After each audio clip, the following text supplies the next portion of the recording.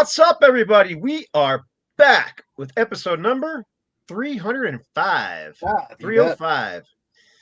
And we have a guest with us today. It's down in the bottom right-hand corner there, Mr. Johnny Kelly. Is that what you prefer to be called, Johnny? Or John? Or Voltron? Voltron, okay. Right on. So, but before we get into talking with him about his bands and different things, we're going to, anybody got any shout-outs they want to do? Any things going on that we need to discuss beforehand before we get into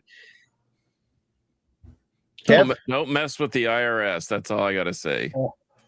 Well, yeah, I heard you just spent a little bit of money up with them. Yeah, I had my CPA take care of business today, and oh man, I got the business. But whatever.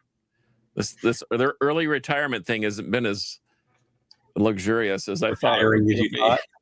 What's this retirement thing you speak of? Oh well, that's the thing, Johnny. Is I took an early retirement. We kind of planned ahead, and we thought, yeah, we can do this. Financially, it's been a little bit of a squeeze, but I've been busier now than I've ever been between freelance art and shows and podcasts and hanging out at the Haltham Theater where we've seen you a couple of times. And isn't Crowbar playing there this weekend? They're playing there this weekend, and if you got an I will be there. Well, I hope you got a ticket because it's sold clean out. And I think I know someone in the band. I think I can get in. Is that what's that? Are they playing with Acid Bath there? I don't know. They're not Acid Bath. I can't remember who else is on the bill, but the Acid Bath show here in Atlanta in 2 weeks with Crowbar. Tickets are going for $400 now. It's crazy. Wow. That's nuts. Yeah, the scalpers are already out in full force because it sold out in like 15 minutes and at $50 or $40 a head, and now they're looking at $400 or $500 to get in. I know Steph is disappointed. She thought we could just walk up there and grab a ticket like we normally do, or Chaz usually lets us in if it's an easy night, but to no avail this time. So we'll be in the parking lot, I guess, listening. Well, I just read an article about ticket prices, and it was all exclusive to the high and mighty is what they're talking about. And all these high class concerts are, I mean, none of us could really afford those. I mean, you're talking what, $2,000, $3,000, $4,000, $5,000 a ticket at times, depending on the artist. Unless you're Metallica playing the Sphere, Johnny, I think you should somehow either reincarnate Peter or hologram him or something, and then you should play the Sphere, and we'll pay $12,000 a seat to see the show. I don't know. Just a thought. The tickets won't be cheaper than anything else that you're going to see. Yeah. Yeah. No, I bought tickets to see Mark Farner at a freaking little place, and even those tickets were $200. 200 for 2 tickets. I mean, I have a theory for this. I mean, besides the fact that all the operating expenses, everything involved with putting on a show has become more expensive. But this, to me, this is the end result of people not buying music. Yes, that's exactly what it is. Because everybody steals their music and thinks, and they feel they're owed something. The records now have become disposable. Yeah. Unfortunately. And it's impossible for an artist to make money on it, to make money on their record sales. I mean, unless you're a very well established artist, like Chris Stapleton or someone of that level. Right. But for like those middle of the road working class bands, they're not getting by on their music. So then the other revenue streams are live performance, merchandise, and all that stuff gets raised. And sadly, the venues are taking half the merchandise now too. So. Well, they've been doing that for a long time. I mean, the percentages are higher. Yeah. But like when I first started touring with Type O, it wouldn't be unusual. It was pretty commonplace for the venue to take like 10-15% of your merch sales. I mean, now they're going in upwards of 25%, 30%, 25%. I was gonna say. There were some venues back then that were doing 25, and you would lose your mind over it. And I mean, there was some times where we were like, "Fuck you," we're not even going to sell merch. Yeah, because it's not even worth it to sell it. No, because you have to sell a T-shirt for $60 Well, to make a profit on it. On And Fiverr. when you it was more it had more of an impact when you would do stuff like that, where you would charge like those kind of numbers. 25 years ago, it was a lot more. It was a lot bigger of a deal to go see, like to go see Crowbar in Haltham, and to pay $50 for a shirt. That was unheard of back then. Usually he's buying a shirt for $15-$20. But when they would when they started taking higher percentages, then you had to raise it. You had to raise the prices accordingly. Got to do the Gene Simmons thing and have a bunch of people selling your shirts outside. Well, Gene's got to figure it out. You can't knock him for knowing. Metallica does that now too in the parking lot. They've got people that got booths set up. The bands have been doing that for decades. Yeah. Well, they have to. You got to beat the system. Yeah. So we joked about that. I remember somebody saying, "Oh, those are the bootleg shirts." It's like, no, it's the same. That's the band setting that up. Sometimes, sure, yeah. Sometimes it is the bootlegs. Yeah, don't get me wrong, but yeah. And then they'll do stuff like that. They'll set up the pop-up stores in the parking lots now, like at the bigger shows and stuff. Mm-hmm. Yeah, it's brilliant. So the Queen has informed me that I Hate God is on the bill with Crowbar. Oh, okay. And this weekend? I saw them at. We saw them on the Headbangers boat back 2 Octobers ago, and we went out. That was our honeymoon, and it was awesome. We saw them in a little pub in the down in the bow of the ship. It was great. But Carcass, you want to do your thing real quick, and so we we'll do the pick of the week, Johnny. We do.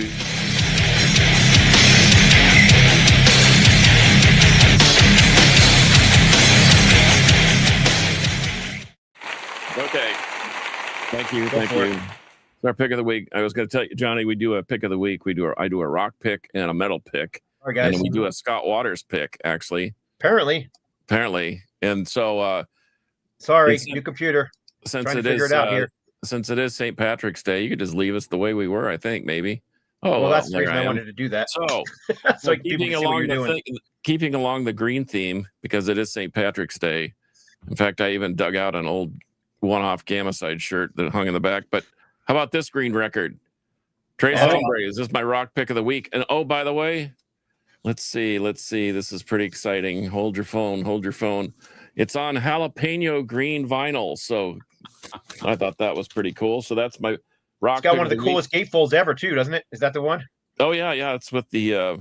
It's what I modeled the Rotting Corpse artwork after. And then I think any metalhead needs this record. This is a Terrorizer, World Downfall. This had members from, it had David Vincent, speaking of Genitortures, it had David Vincent, Pete Sandoval, Jesse Pintado, and Oscar Garcia, and like an all-star band. And if you're lucky enough to have this record on clear green vinyl, you could always sell it and make a down payment on a house, or put your kid in college.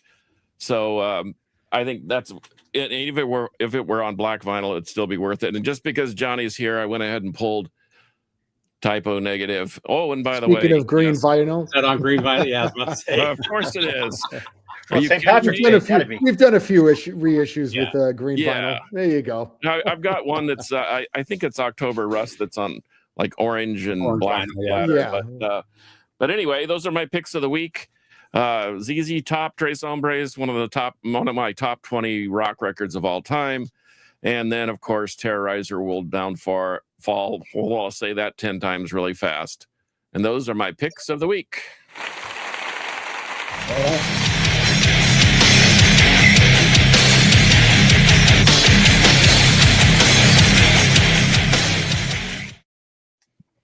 Okay, sorry about that. We got an upgraded new program, and I've got a new computer that's not quite working correctly. So, pardon my mess ups here. Upgraded and new these days just means you're going to be frustrated for about a month. Yeah, because things aren't working correctly with the freaking new Windows that I'm running on. So it's a pain in the ass. Anyhow, moving on. Everybody, welcome Johnny Kelly, who likes to go by the name of Voltron. Voltron. There you go. I forgot it already. Right on. So get it right. We'll just start. Why don't you just tell us a little bit about yourself? Well, I like long walks on the beach. I like. Well, I got a question for you first before you get really started. Why in the heck are you living in Texas? Aren't you from New York? Yes, I was born and raised in Brooklyn. I lived in Brooklyn until I was like 27. Then I moved to Staten Island. I was there for 13 years. Then I escaped to New Jersey. And I've been down in Texas now. I've been down the DFW area for almost 9 years. Oh wow. And That's love it. If I mean, it's a lot. It's a lot different. I'm not gonna. Yeah. You know, I'm not gonna kid you. Starting with no state tax, but that's, you know. It's definitely been beneficial in that way, and especially now with where my the turns that my career has taken, playing with Quiet Riot. We don't tour. We do it's all fly out dates. So like for instance, we're playing in North Carolina on Friday. It's flying to Charlotte on Thursday morning. And being right in the middle of the country, everything's a relatively short flight. So if I want to go to New York, it's like 3.5 hours. If I'm going to LA, it's under 3. You know, so it's conveniently located. So everything. A lot of the times when I come home on Sundays after the shows, I'm usually home for breakfast. You know, if I was still living, you know, back east, it would be, spend the whole day traveling. I get home for dinner on a Sunday night most of the time. You know, the weather's definitely better. I've been playing Quiet Riot now for just about 7 years. Oh, believe it or not, yeah. It's been a long time. So are they still just playing the old hits, or is there any thought that maybe you just do something new? There's one song that got released a couple of years ago.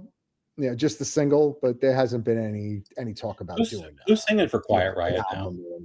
Jizzy Pearl from Love Hate. Okay. Yeah. I think I did know that.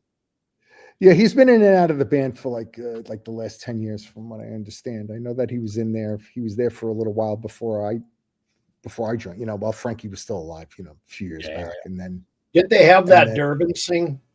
For them for a while? He was singing in the band when I first started playing in the band. Okay. Yeah. He was singing, and then right before Frankie passed away, he left the band, and we brought Jizzy back. And this is, if I'm not mistaken, this is like the most stable lineup of Quiet Riot in its whole existence. Go back to Did you play it all on Jizzy's? I think this lineup has been together now, maybe going on 4 years, maybe 5 years, something like that. And that's the longest, that's the most stable lineup the band has had since 1970, whatever, 5 or something like that. Yeah, pretty amusing. Yeah. You didn't play it all on Jizzy's album last year? Did you on the Love Hate album he put out? No, I didn't. I was just curious. Right on. Yeah. Well, you guys have this that just came out. Yeah, the Patriarchs in Black covers album, completely covered in black. Yeah, because there was an EP which I should have. Here's the Covered in Black.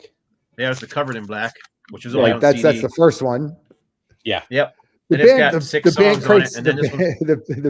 band cranks out a lot of records, so it's hard to recall all of this because we put out a lot of records in the last 5 years. He just told me what was it, like a year ago? You guys put out your last original album, and he's like, "Hey, did you get the new Patriarchs in Black?" I was like, "Yeah, I just got it a couple months ago." He's like, "No, the new one." Home, yeah, right, yeah, the new one. No, the new one. So how do you do it, man? With Patriarchs in Black, have you guys done any shows, seeing as you have different vocalists come through? Or no, we haven't done any shows. I think logistically that would be such a nightmare, and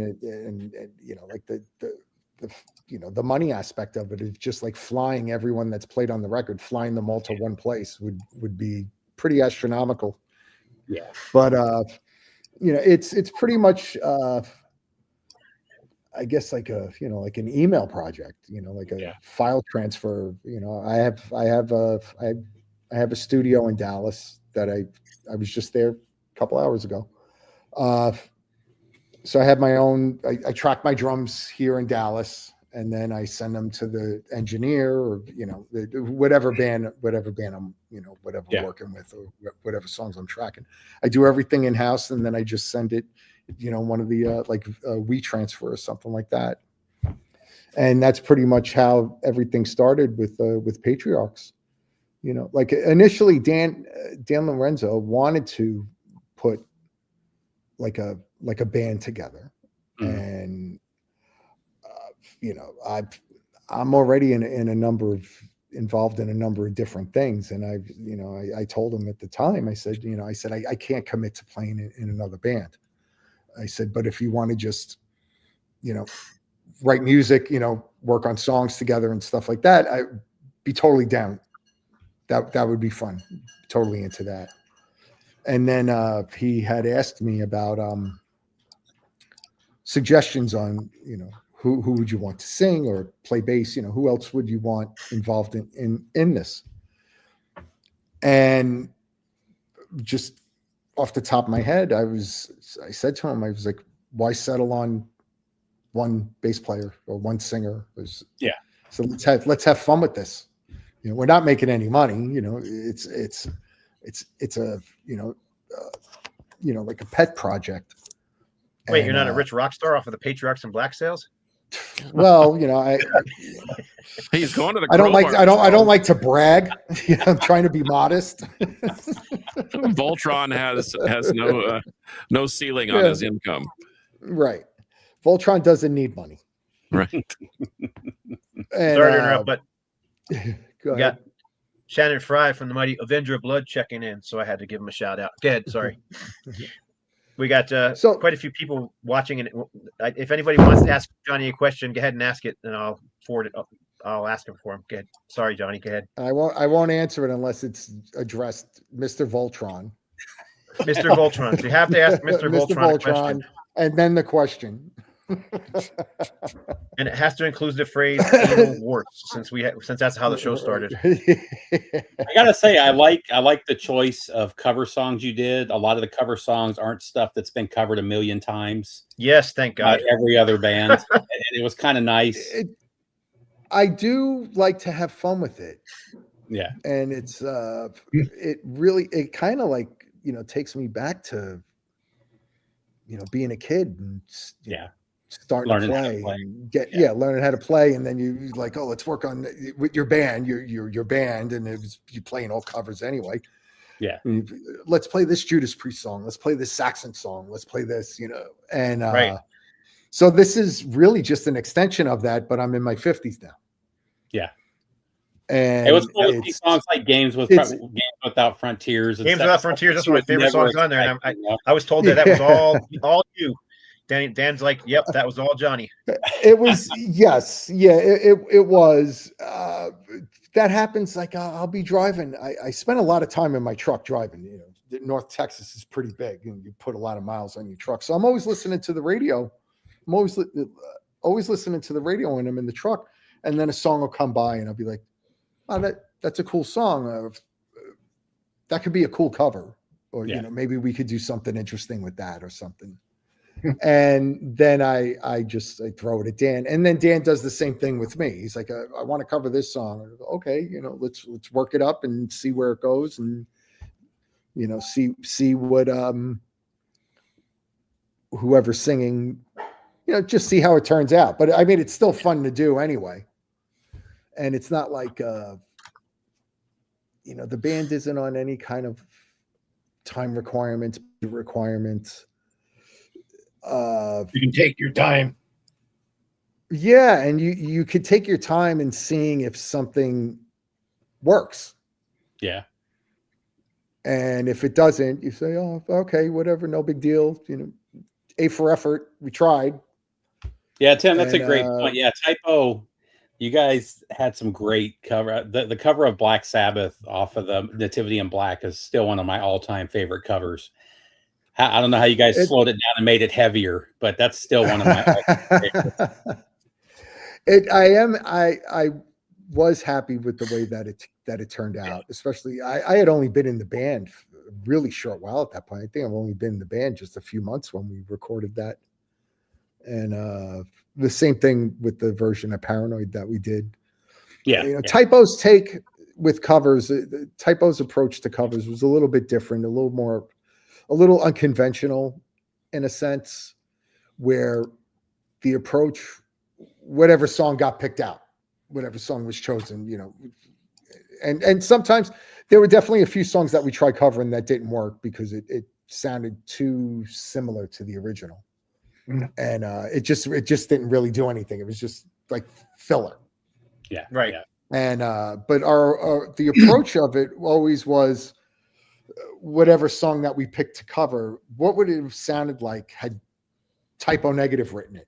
Yeah. That's the way you should do a cover. Otherwise, just listen to the original. Yeah.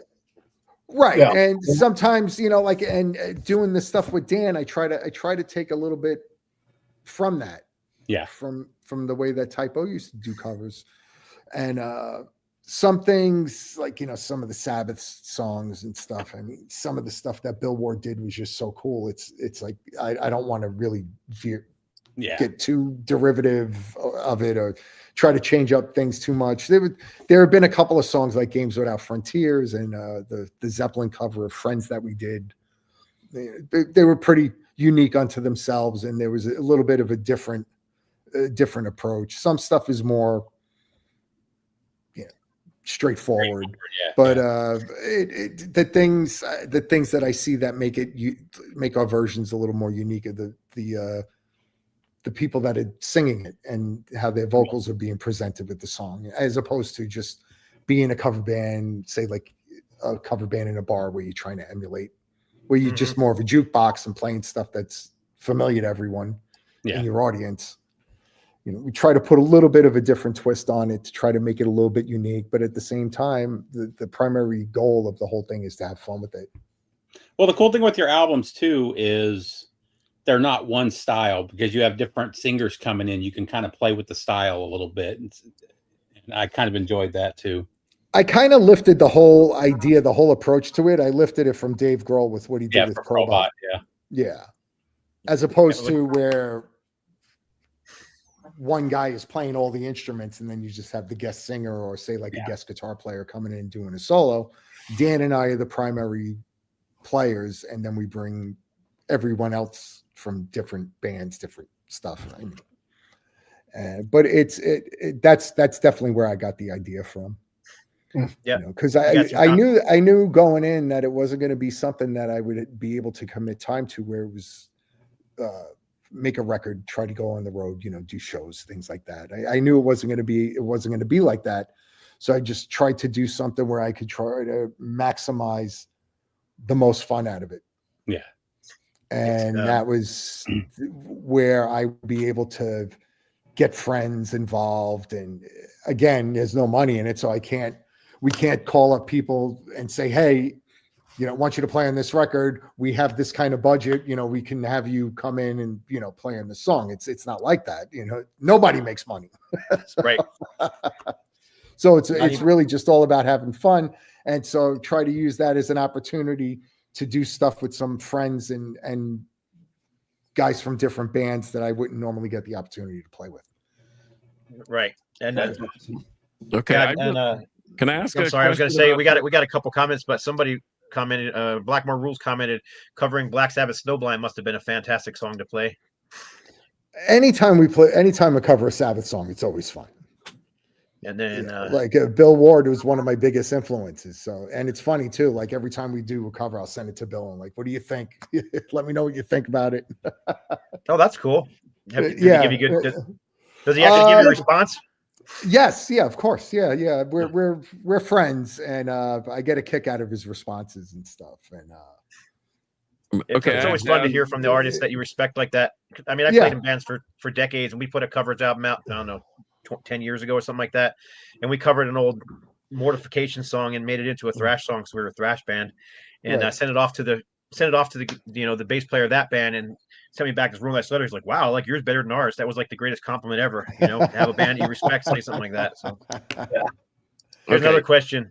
And he actually addressed you, Mr. Volton. What's your thought on Kiss Destroyer becoming 50 years old? Oh God, that just makes us old. That's all. Yeah, that's it. I remember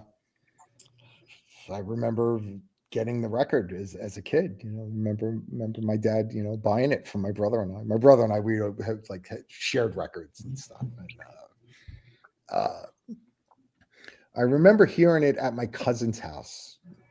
We only had Kiss Alive, right? Kiss Alive had come out, and my dad had that record, and that changed everything for me. And then, mind you, in 1976, I'm only 8 years old, so I'm a little kid. And I remember we were at my cousin's house, and he was like, "Have you heard you want to hear the new Kiss record?" And it's I was like, I didn't even know that there was a new one. Yeah.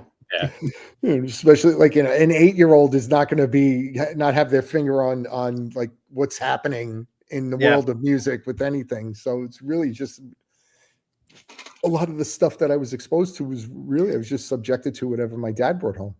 That's what made the old days so great, though. God, there's a new record out by this man. Unlike today, where it's read about everything instantly. Yeah, it's the same thing with the news and the news cycles and stuff. Aren't Peter and Ace from Brooklyn? Aren't they Brooklyn guys too? Yeah, Peter's from Canarsie, which was a neighborhood right next to where I grew up in Flatbush, Flatlands. Ace was from the Bronx. Oh, okay. And Gene and Paul, I think Gene was from either Queens or Manhattan. Paul's from Manhattan. But yeah, Peter Chris is from Canarsie. And I think Eric Carr was from Brooklyn also. Yeah, he was. Yeah. And so when I finally became aware of Destroyer, and then we had the record, it was something, just listen to it religiously until Rock and Roll Over came out. Right. And then Love Gun. It was just something it was just all consuming. And those albums came out pretty quick. It was all in a year and a half. Those 3 albums came out. Yeah. I forget when in 75 Kiss Alive came out. I remember my dad got it on remember Columbia House? Yeah. That wasn't uncommon for bands anyway. Money, I think. I've got a shirt somewhere that says "I still owe Columbia House." So that's how my father picked up Kiss Alive, and I remember all the records, getting whatever delivered in the mail and stuff. And so my dad had all these new records, and as a kid, I used to go through his records all the time, and he had. He was a big Stones and Beatles fan. My father turned me on to Led Zeppelin, Jimi Hendrix, Aerosmith, Leonard Skinner, all that stuff that's now classic rock. This was just rock records at the time. Yeah, back in the day, that was the hard rock, heavy metal stuff. Yeah, and but my dad was not into Black Sabbath. I discovered Black Sabbath a little bit later. But so Dan told me the same thing. Yeah, I'm going through the records, seeing what my dad bought. He's got all these records, whatever. Yeah. And if I see this Kiss Alive, and I look at the record, I'm like, holy shit! And I'm looking at it, I'm like just mind blown. You've never seen anything like that. You used to seeing, Mick Jagger and Keith Richards, and right. Now you see Gene Simmons on the cover and Ace Frehley. I just literally took the record and ran into my bedroom with it. And that was it. That it changed everything. And my dad liked Kiss. And I remember him as, "Hey, can I borrow that record?" That's how I understand AC/DC. Yeah. My dad had the cassettes of both of them, and I would take them from him. Yeah, my dad wasn't into AC/DC. He was a lot of that stuff. I kind of picked up on it a little bit. I was kind of late to the party. I got into AC/DC when Back in Black came out. Yeah, same with me.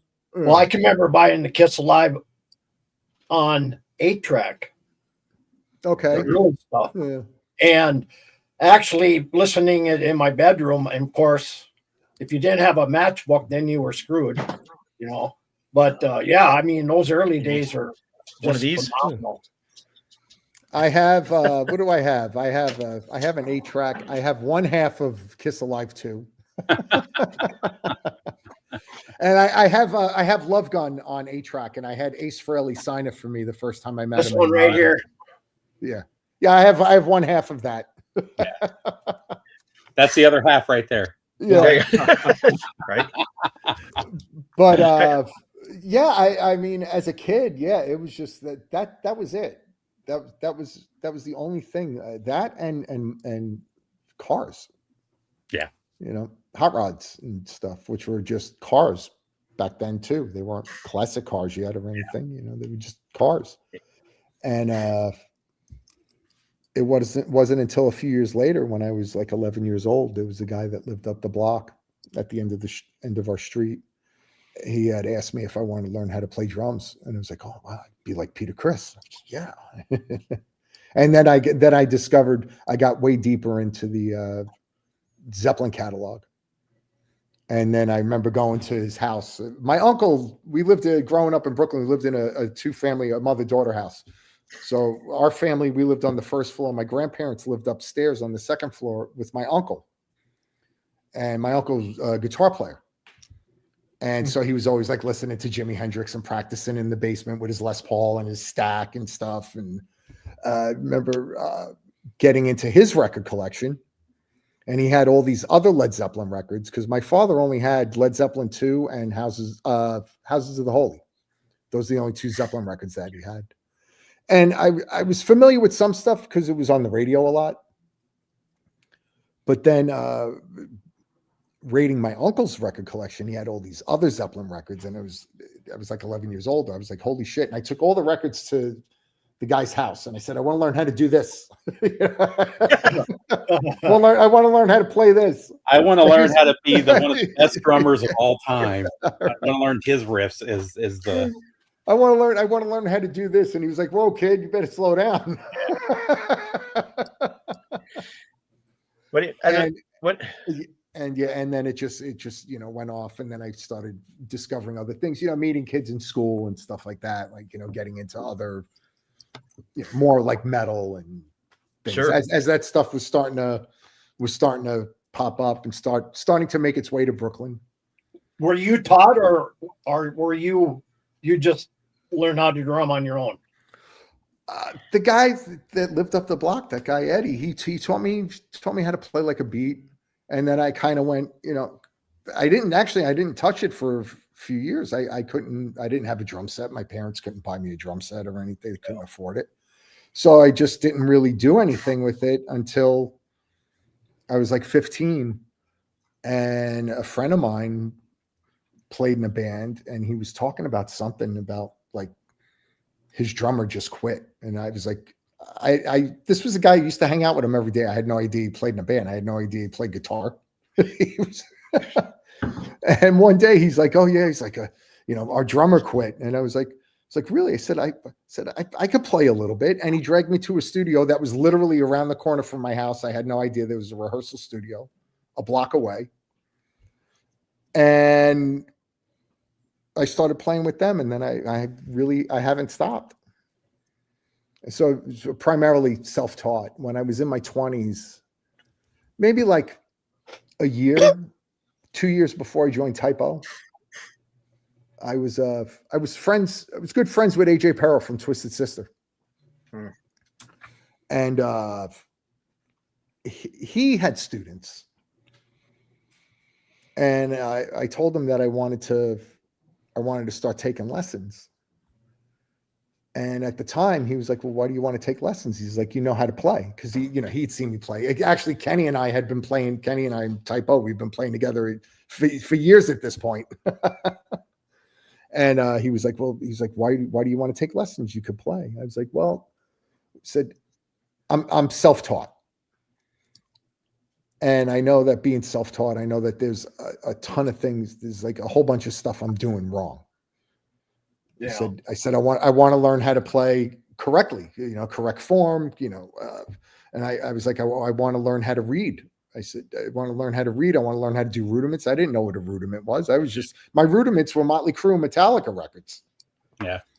And just like listening to the records and trying to emulate, trying to pick up and learn what I was hearing. And, but there was like a whole bunch of stuff that I wasn't really aware of. And he was like, okay, fair enough. He's like, all right, see you next week. Meet me, come to my house in Staten Island. And I went with him. I studied with him for a few months. And then he stopped teaching. He was, whatever, life gets in the way, and he had to stop teaching for a little while. And then that was it. And then, I don't know, maybe like 2 years later, I was in typo. It's funny you mentioned that. I don't think many people realize how many of our favorite musicians paid their way early on by teaching, whether it was guitar or drums. And I read quite a few books, quite a few musicians that we know started off as teachers on the weekend just to make money, so that they could. Yeah, I mean, when I moved to New Jersey, I was teaching a little bit at a school of rock in Somerville. A friend of mine, Jack Frost, who's I played with in Seven Witches.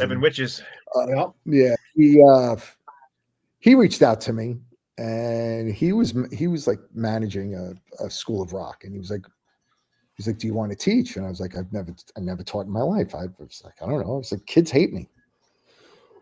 And he was like, well, if you want, he's like, you come in and, have fun with it or whatever, and so I did it. And then I wound up having a lot of fun with it, and the kids were responding positively. I was actually having a positive impact on children. and then when I moved down here, I started teaching. I had some students here, and then during the pandemic, I started teaching remotely when we were all in lockdown and stuff. Yeah. And I had students all over the place, all over the country. I had students in like Israel and Austria and Ireland and all kinds of different places. And I would just, we're all at that point. Nobody's going anywhere. We're all stuck here. We're stuck at home.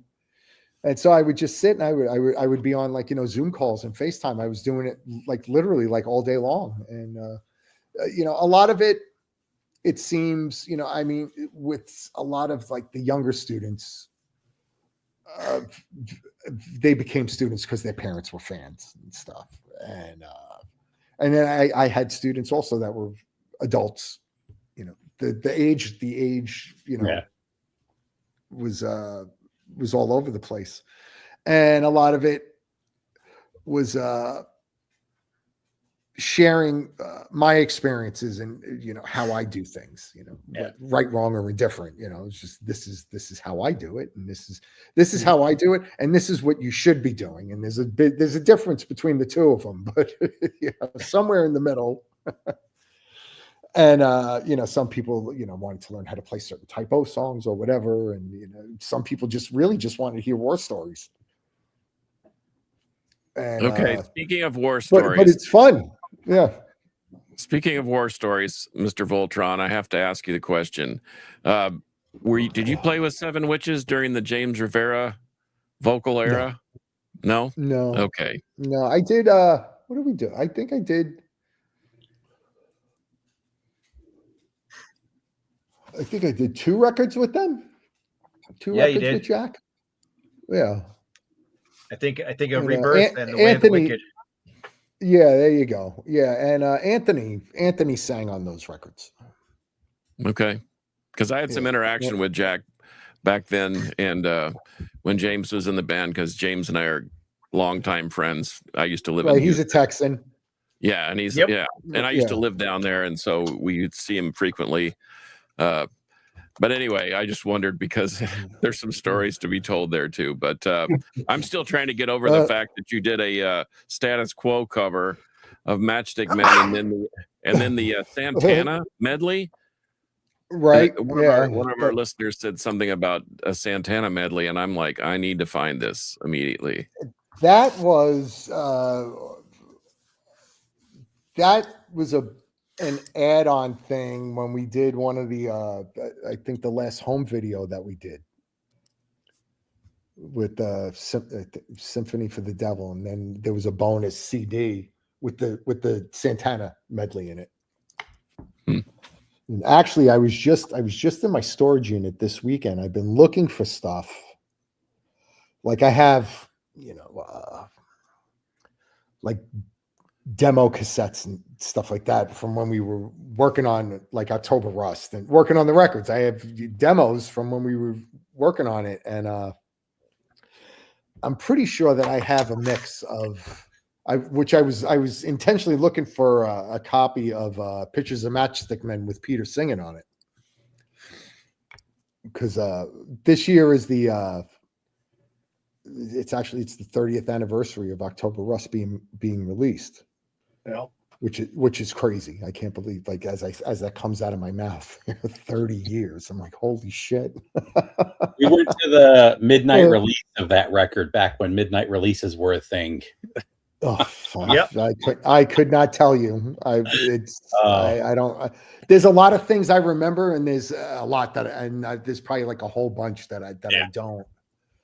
But I was pretty certain that I have a version of that, and I thought it was on cassette, and because I grabbed a whole bunch of cassettes out of storage, and it took me 2 days to find my cassette deck. Yeah. I had to pull that out. And but I found obviously I found demos from October Rust, and it was like I'm listening to these cassettes over the weekend. I'm listening to these songs. I'm like this doesn't sound like the record. So it wasn't a final mix. I was like, this sounds a little different. And I was like, I don't remember Peter singing that. And so there's some stuff. There's a couple, like there's actually a few cassettes with different things, just slight variations, different keyboard sounds and different, a couple of little minor things with vocals and stuff. And I found another, on one of the cassettes, there was a song that didn't make the record, and I actually have a copy of it.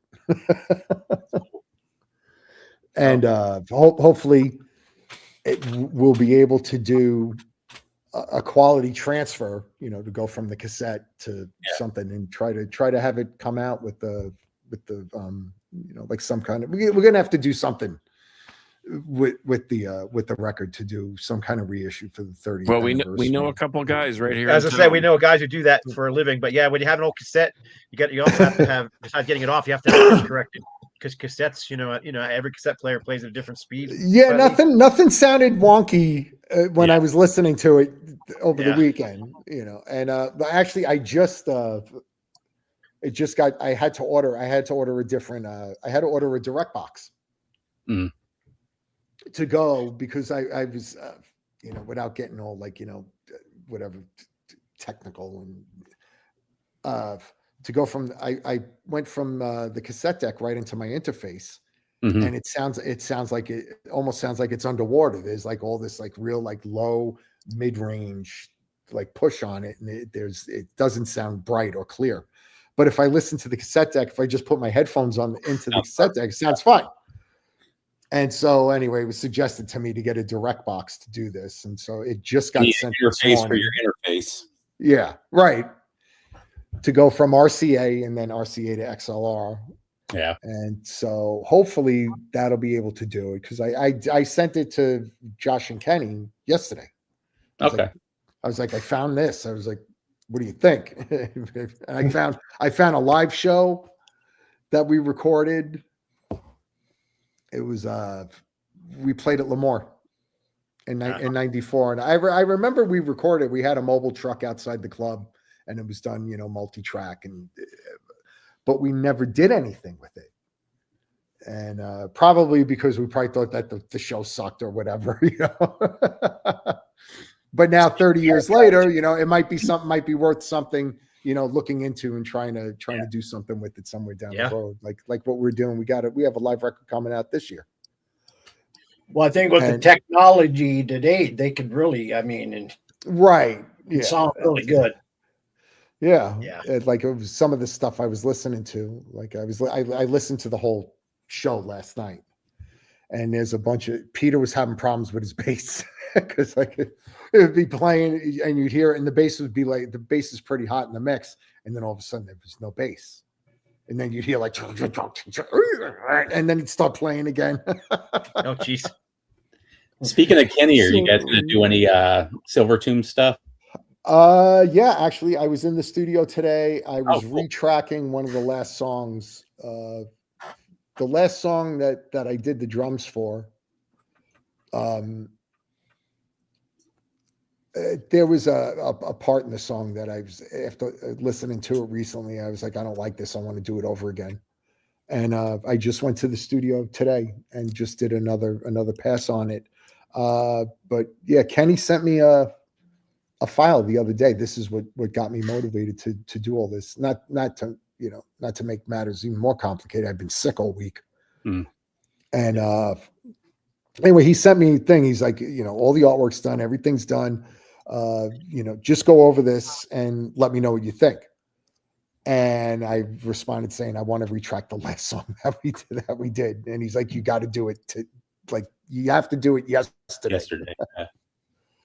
So I was like, all right. And, but the record is just about finished. I mean, everything's written and pretty much except for this last thing that I did, I believe it's all recorded and stuff. Kenny had sent me everything. I'm not sure if it's all mixed and mastered, but all the material's been written. The record's been written for a long time, and for a long time now, I've just been referring to it as Chinese democracy. Yeah, and but one day it's going to come out, and it seems like that might be getting closer, and which I can't wait for it to come out, because this record, like the material, the songs on this record are way stronger. It's a little bit of a different headspace. It's not, it doesn't strike me as being too aggressive, but to me, it's like The Wall. It's like Pink Floyd's The Wall to me, like with that kind of headspace. And, yeah, so with the songs being as strong as they are, I really want to get this out. But yeah, I mean, a lot of my drum tracks, I did some of those drum tracks, I did them years ago, like during the pandemic. I did most of that record, and and yeah, I mean, it's just been slow going. But yeah, that's right. Kenny said everything was getting sent to the label, and he just wanted me to go over everything. And he sent me a file. He sent me a file on Friday, something like that. So it's getting very close then. Yeah, cool. yeah. Same lineup? Yeah, same lineup. Nothing's changed. Okay, good. Nothing's changed there. This question's been sitting there for quite a while from this viewer. He was wondering about your time with a pale horse named Death. What was it like linking up with Sal after so many years? I think the project is so underrated. Well, Sal and I, we were friends for a long time, even though we weren't, the whole way that I got involved with Pale Horse was like Sal had come over to my house. I just moved to New Jersey at that point, and it just had some people over, and it started out innocently enough. I was just making small talk with him. I was like, what have you been up to? And he was like, telling me about Pale Horse, and he was doing all this stuff, and he was, that he was doing it, and he was playing guitar and singing. I was like, you know how to sing? Which I didn't. I had no idea. I didn't. I really didn't know. I had no clue. And he was kind of at that point. Him and Matt, they really weren't really focused on the live aspect of the band. And I was just like asking him. I said, all right, so you sang and you play guitar on the record. I was like, can you sing and play guitar at the same time? Which is not the same thing. Enough. Right. It's a totally different animal. Yep. And I offered to him, I said, if you want to practice, I said, I'll go to the studio with you so that you can practice on playing guitar and singing at the same time without having any expectations or any. I had no expectations of being involved in the band, and so then we got together. It was, and then they asked me to join the band, and from there, then we went out. We did a little bit of touring and stuff like that, and then what was it? I moved. Right, I moved to Texas, and they were looking for another. They were looking for another drummer, and then Sal called me again, and and then I went back, and then the last time, like that was, I think that was it. Like when Matt had left the band, and they had Joey come in and play guitar, and we went to Europe. We did that tour, and then after that, that was it. And but it didn't seem that weird to me because we had all been friends for such a long time, but not in the capacity of playing in a band together, but we'd all been friends, and outside of the bands. Right. And so, going into that, it didn't seem that weird. I guess, looking at it, from the outside, looking in, you see, oh, you got the two drummers from Typo playing in the same band together. I guess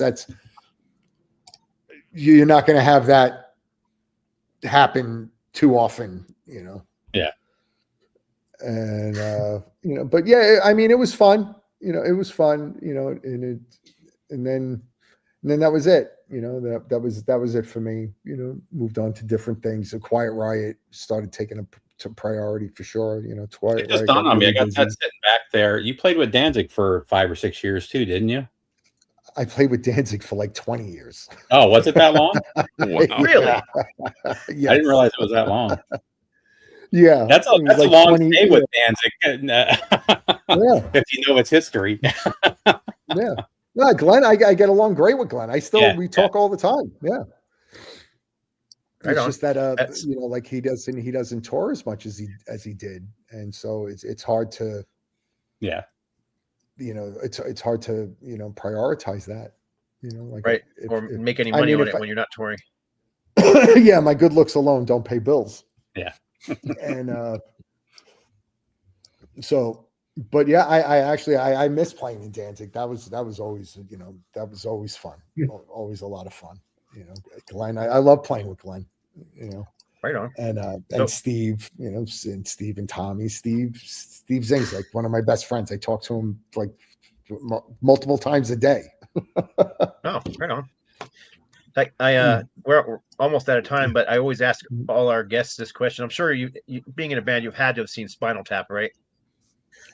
Seen it? The movie? Yeah. I've lived it. Yeah, I know. That's which leads me. Anybody who's been in a band does. So which leads me to my question. Single scene has happened. That's what I was going to ask you. Yeah. What is one of the funniest moments, a Spinal Tap moment you could share with us about being on stage, touring, studio, anything you want? That's just freaking funny. Well, we had the Stonehenge thing, with the props and stuff, and them breaking and not working, and this was during the October Rust record. I think it was October. It might have been during Bloody Kisses. Anyway, we're in Shreveport, Louisiana, and we're doing this thing. It's like an in-store, but it's at a bar, and it's a crawfish broil.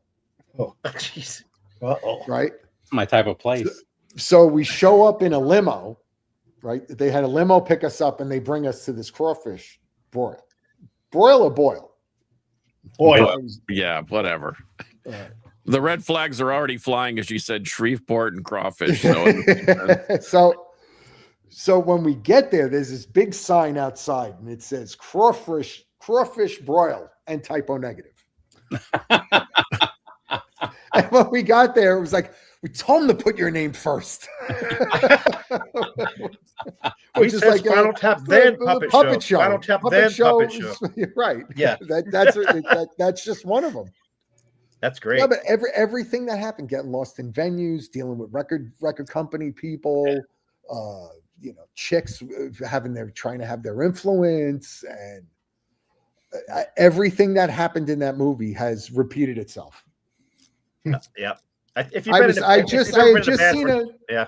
just seen a thing saying that movie was based on Saxon.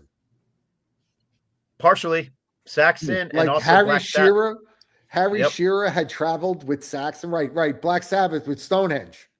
Yeah. And a couple other things, right. But yeah. Right. The Stonehenge, but Sabbath Stonehenge was too big. I saw that show. So did I. Spectrum. Yeah. I saw it in Nassau Coliseum with Quiet Riot opening up. Yep, Quiet Riot. Yep, on the Mental Health Tour. Yeah. That was great. I was like, all I remember was being like so geeked that I was going to get to see Ian Gillan singing with Black Sabbath, one of my all-time favorite vocalists. Oh man, I love that record. Yeah, I was a little bummed out about that. Yeah. I was just such a big Ian Gillan fan, and then they did they did Smoke on the Water, Black Sabbath doing Smoke on the Water, and it was like you would have thought that they had just blasphemed the Holy Spirit or something like that for most fans. Yeah, I was a little bummed out. I was really bummed out because Bill Ward wasn't there. Yeah. And, they had Bev Bevan, who's a great drummer, not the right guy for Black Sabbath. He had a stellar career, like all those. Well, some people would say that whole lineup was the wrong lineup for Black Sabbath. Clearly, that was like a night out drinking, where it was like, "Come on, let's go on tour. Come on, you're in the band. Let's go." Yep. I tell you what, I hate Ian. If I understand it right, they all were like the Bevins, like they were like drinking buddies back home. That's exactly what it was. Yeah, that basically happened in a pub. Let's do a record and go tour. Yep. I hated that record when it came out, but now it's one of my favorites. Funny enough. I remember when it came out, and I did like some of it. I did like. Yeah. Like I always thought that "Disturbing the Priest" was a really cool record. Yeah, that's a great song. "Digital Bitch" is a good song too. I didn't like that one. I didn't. How about "Trashed"? No, not really crazy about "Trashed." There was something else. There was something like more epic and bluesy. I forget the name of the song. I forget the name of the song, and I just remember the mix was horrendous on that album. Oh yeah, terrible, absolutely terrible. But then again, like when I was listening to it on at that time, like my boombox. Yeah. Back then, yeah. I knew that was one of the reasons. Sting and Steely Dan were going to sound like that on that thing. Right. All right. On. Is there anything? Anything you wanted to add before we go? We've got about 2-3 minutes left. I don't know. Oh wait, we got another question here. We got Sun Don't Shine record is coming out next month. Finally, that's the band with me and Kenny, and then Kirk and Todd Strange from Crowbar and Down. Nice. Buy the new Patriarchs in Black album, please. Yes. Covered in black. So what are the chances of any of that buried treasure and the typo negative cassettes? Is that, I mean, not to get too personal with business, but is there an issue with putting that stuff out? I don't think there's an issue with it. We pretty much, like we could, we could put it out if we want. If there's I'd imagine that, Roadrunner would want to do something like that at this point. Yeah. Earlier, like when Peter had first passed away and we had floated the idea about releasing the demos and stuff like that, Roadrunner wasn't too interested. But now with the 30th anniversary, I'd imagine any kind of like bonus content or something is going to add to the value of whatever it is. And especially, to find an unreleased song 30 years later, it's kind of cool. Yeah, no doubt. But I need to, point out at the time, I remember after the song was done, the song didn't make it on the record for a reason. Yeah. And if we were putting out, if we were to do it all over again, it would still be the same thing. The song would not have made the record. But in 2026, it would be cool to see it make its way onto a release. You know, Yeah, like I look at I use this to support my argument for doing this. The last 3 issues that Led Zeppelin did, and there was like the bonus disc, the accompanying disc, and it came with like all this other content, like, and I just use for reference the demo versions of the song "In the Light" on Physical Graffiti. And how it was as a demo, and then what it became, are 2 totally different things. Here in the demos, I'm like, oh my god, this is horrible. Sometimes it's cool to hear that progression. Yeah, right here, how the song to hear how something developed, and the song that I just found. Part of the song wound up getting used on a typo song on "Life Is Killing Me" record. Okay. I forget the song, but when I heard that part of the song, I was like, wait a second, we've used that. That's on something else. But I can't remember what song it is, and I haven't had the time to sit and go through the figure it Life out. Is Killing Me record to go, oh yeah, it's on this. I know it's on the Life Is Killing Me record. And got a quick question here for you. Can you settle what is being said at the beginning of "Everything Dies"? Is it "I like violence" or "I like violins"? I like vitamins. There you go. Yeah, I like vitamins, and then we're answering he likes vitamins. There you go. You got your answer. Peter Steele fan. Cool. I think that came from. You remember the what was it? The Crest commercial, the Crest toothpaste, the cavity creeps. Oh yeah. Teeth. I think that's where that came from. That's funny. I love vitamins. Always reminds me. Remember that I Love Lucy when she did the Vita Vita Vegemin? I'm dating myself there. Yeah, I'm old. Right on. Well, we really appreciate you coming on the show. So I don't want to. Thanks for having me on. This was fun. Yeah, man. Anytime, man. This is all we do. We just sit around and talk metal and just talk shit, rock or whatever, So we'll have to have you back again sometime. Maybe after something new is out, so you can promote it. But yeah, that'd be great. Yeah. But you're always welcome back. We got the Sun Don't Shine record coming out in April. Right on. So. And what is Patriarchs and Black working on a new studio album too? Not a covers album, body a new studio album. Yeah, that's what I thought. Yes, I thought Dan mentioned that. Always doing something. Dan, they're going to be like the modern day Kiss and put out a new record every 7 months. Yeah. Well, actually the Metalville, the label, they won't put this record out this year. I believe they won't let us, because the next record is gonna be done pretty soon. Right on. Relatively soon. Like there's like a whole bunch of stuff. Dan just sent me a couple of songs with vocal tracks on them and stuff like that. And I was checking them out before this started. That dude, Mark Sunshine, man, that guy can sing. He's from another planet. Yeah, he is. He's incredible. He is. Yeah, he's the one that really is. Without Frontiers, isn't it? Isn't that him on that one?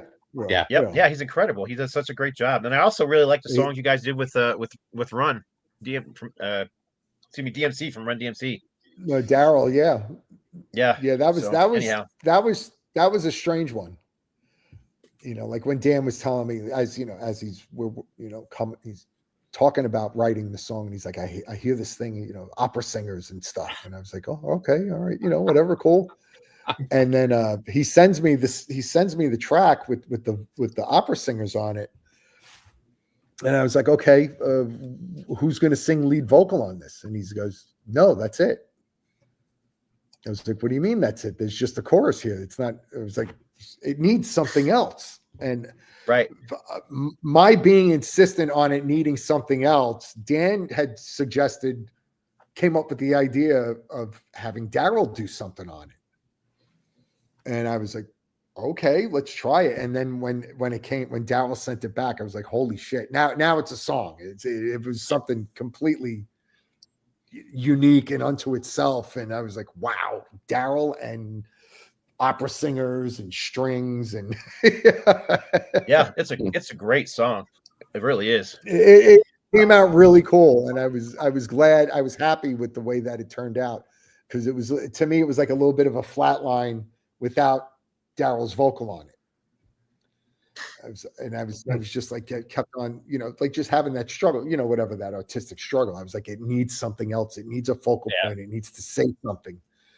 And Dan was, at first he was like, no, that's it. That's it. Song's done.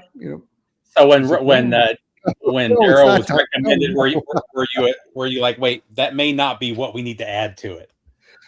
I wasn't really sure when he told me that he gave the song to Daryl to do something with. I was like, okay, not what I was thinking. Not the first thing that came to mind. Yeah. But Daryl's a cool guy, and he's done songs with Patriarchs before, and everything that he's done, he's knocked it out of the park. So I was like, okay, why not? Let's see what can come of it. What's the worst that can happen? It would just send it to a different singer, have somebody else do something different with it. It's like, why not try it and see where it goes? And the minute I heard it, I was like, that's it. I was like, this is great. Like, really proud of it. Yeah. And I'm Great really job. really happy with the way that turned out. Like, we just did like the cover of Super Tsar. Yeah. From Sabbath, pretty unconventional pick when you think about covering Sabbath songs. And you guys need to do an Aerosmith song. Dan and I both love Aerosmith. I know. I've been talking to him about it. I've been trying to convince him to do it because he did one with Cautious King, and I'm like, yeah, but that's not Patriarchs in Black. You need to do one with Patriarchs in Black. Do something off of Rocks. I'd like to, I love Rocks. I also love Draw the Line, even though the band's a mess. They were a mess, but that's a great record. It's a great record. I would love to do a cover of like Kings and Queens or something like that. Yeah, and, that would be even a great like song. So I saw something online. They were talking. It was a discussion about Night in the Ruts, and I was like, you know what? I was like, that's a great record. To me, that's a great. I love that. It is a great record. Yeah, yeah. And all of their another one that would sound great. You guys could do a Seasons of Wither. I did a cover of that with another guy down here. Oh, cool. Down here, from the grave. Nice, the band From the Grave. Oh, right on.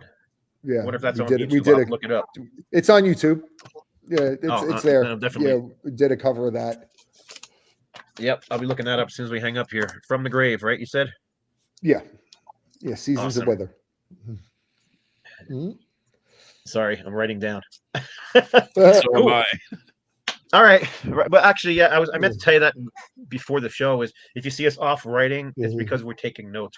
We all do it. When I've learned so many thing, a pen and paper. Yeah, go figure. Yeah, right? yeah, exactly. I have like on my desk. There's like Post-it notes all over the place. Yeah, same here. Yeah, we had the drummer from Saxon not that long ago. He was spouting off all these different prog bands that he was into, and I'm just over here like a madman writing them all down. So yeah. Anyhow, that's funny because he's plays in this straightforward heavy metal band, but he's a prog head, total prog head. Nice guy, really cool guy. Really cool guy. If you ever get a chance, check. I just happened to have this here because I was just listening to it. He was in a band called 6x6 just recently. I think last year. It's a prog rock band that he's in, and they just released an album. Super nice guy. Anyhow, yeah, I'll stop. I had gotten together with him like a month ago for drinks. We live close to each other.